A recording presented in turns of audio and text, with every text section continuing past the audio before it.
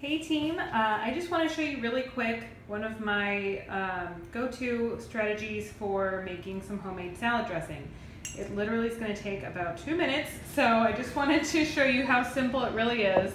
When I'm doing oil and vinegar dressing, I usually do about equal parts of the vinegar or acid to olive oil or whatever oil I'm using. I don't mind the more acidic taste if you don't like it more acidic. A lot of recipes will tell you to do about 1 part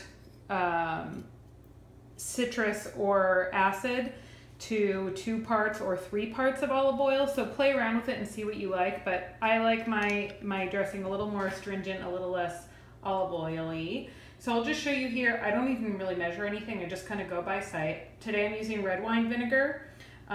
So I usually make it in kind of hefty batches, so I have it there. So I'm guessing that's about maybe 1/3 of a cup.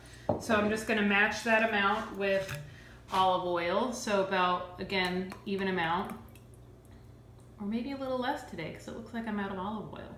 So this is going to be extra vinegary, or maybe I'll add a little more olive oil later after I go to the store. Then I add pepper. You can add as much as you like, just enough to give it a little bit of a bite. Salt, depending on how much salt you like, I usually pre-measure in my hand. Sorry if this is giving you motion sickness. I'll move away from the camera. So maybe about 1/4 teaspoon of salt in the whole thing. And again, you can, it's always better to go a little bit less with the salt and seasonings in the beginning because you can always add more.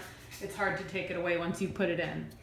So then I almost always add Dijon mustard. Just gives it a little bit of creaminess. Usually I like it, so I'll add like a pretty hefty tablespoon or so. Just plop that right in there. And then I make my dressings in a mason jar, or something else that I can cover or blend in really easily. It's actually super easy if you have a little mini food processor or a stick blender, or even just a regular blender. You can put this in and do it really quickly. That also makes it really easy to add things like herbs. We have rosemary, I have thyme here, oregano, garlic and shallots are other great additions. Again, you don't really need to have a recipe for this, just kind of play around with it. If I wanted to take more of your time, I would show you how to just mince the garlic and the herbs and add those in. I also love making dressings with citrus juices in addition to or instead of the vinegar. So doing something like orange juice or lime juice or lemon juice. But since we have right here this lovely red wine vinegar and olive oil dressing with Dijon and salt and pepper, just shake it up, cover it up, shake it up, and there you go. So if you wanted to, you could chop up those fresh herbs, garlic, shallots, whatever, and mix those in as well. But this is just a really great simple dressing you can add to your salad. So if you guys have any other questions or flavor combinations you're wondering about, ask me those. I also like using other types of vinegar. So this is just your basic balsamic vinegar.